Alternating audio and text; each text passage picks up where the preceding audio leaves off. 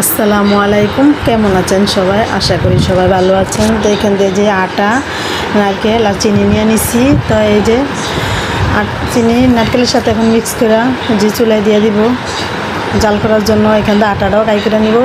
ওইখান থেকে চুলায় পানিও বসাই দিছি অল্প লবণ দিয়ে। তো পানিটা বলক আসলে আর কি আটাটা কাই করতে হইব। তো এখান থেকে আমি নারকেলটা বসাই দিই আর আটাটাও কাই করে নিই। আপনারা ভিডিওটাও দেখতে থাকেন। তো এই যে আটার পানিটাও বলক এসে পড়ছে।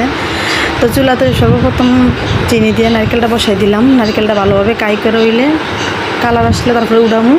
আর এখান থেকে যে আটার পানিটাও বলক এসে পড়ছে, আটাটাও কাই করে নিমু।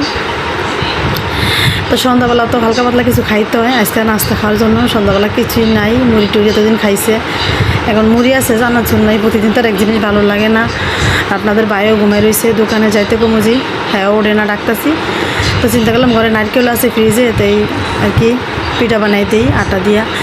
আল্লাহ চালও আছে কিন্তু আল্লাহ চাল গুঁড়া করা নাই, এই জন্য আটা দিয়ে বানাই নিলাম। তো যে আটাটা কাই কইরা তারপর আটাটা মইতা নিলাম তেল দিয়া ভালোভাবে মইতা, তারপরে যে দলা বানাই নিলাম। তো এখন রুটিটি বেলা নিতেছি, রুটিটি বেললা তারপরে ছুরি দিয়ে কাইটা তারপরে আর কি যে নারকেলগুলো ভিতরে দিয়ে আলগা বানাইতে হবে পিঠাটা। তো এই যে রুটিটা বেলা নিতেছি, বেলা শেষ। এখন এই যে চাকু দিয়ে কাটমু, কিছুক্ষণের ভিতরে দেখতেই পারবেন। এই যে কাইটা নিছি, 4 পিস করছি আর কি কাইটা। তারপরে এর ভিতরে নারকেলগুলো দিয়ে আর কি হাতে ডিজাইন করতে হইব, যে যেমনি করে নিজের মন মতো। তখন এই যে নারকেলটা দিয়ে ডিজাইন করতেছি। আমাদের পিঠাগুলো বানান কেমন হইতেছে তা অবশ্যই জানাবেন। আর আপনারা কি এরকম খান কিনা তাও জানাবেন। সব জায়গায় তো সব এরকম খাওয়া হয় না, এক এক জায়গায় তো এক এক রকমের। আপনারা এই পিঠাগুলো কী নামেন চিনেন তা অবশ্যই জানাবেন। আমাদের গ্রামে তো মানে আমাদের ডিস্ট্রিক্টে এগুলা নারকেলপুরি পিঠা বলে। তো আপনারা কী নামে চিনেন তা অবশ্যই জানাবেন। তো যে বলতে বলতে আপনাদের সাথে কথা বলতে বলতে যে পিঠা একটা বানানো নিয়ে গেল। প্রথমের পিঠাটা সুন্দরও নেই, এই জন্য ছেলে মেয়ে হাসতেছে, মানে কীরকম জানি একটু হয়ে গেছে গা গোল টাইপের।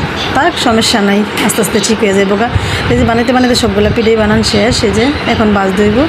তো প্রথমে আমি চুলার ভিতরে কড়াইটাতে তেল দিয়া চুলার মানে গরম করতে দিলাম। তখন তেলটা গরম হয়ে গেছে, একটা একটা পিঠা দিয়ে দিতেছি। আজকে মানে রুটির মানে বাজার তাওয়াতি পিঠাটি বাজতেছি, তেল একটু কম আছে এই জন্য আর কি, নাইলে কড়াইতেই বসাইতাম, ডুবা তেলে বাজতাম। তখন এই তেলটা একটু কম দিকে মানে তাওয়াতে বাজতেছি। তো পিঠাটা কেমন হয়েছে তা অবশ্যই জানাবেন। পিঠাটা একটু ফুলতো কিন্তু ফুলে নেই বেশি একটা। তো যেহেতুটুকু হয়েছে আলহামদুলিল্লাহ, মোটামুটি খারাপ নেই, ভালোই হয়েছে। তাহলে যে একবার বাজা হইলো আর একবার দিতে হইব। গরিবের খাবার মনে করেন এইভাবেই চলতে হয়, খাইতে হয়, কিছু করার নাই। হিসাব করে চলতে হয়, মাসের বাজার করা হয়। ওটা খাইলে তো আর চলে না। তো যেমন ইনকাম এমনই খাইতে হইব।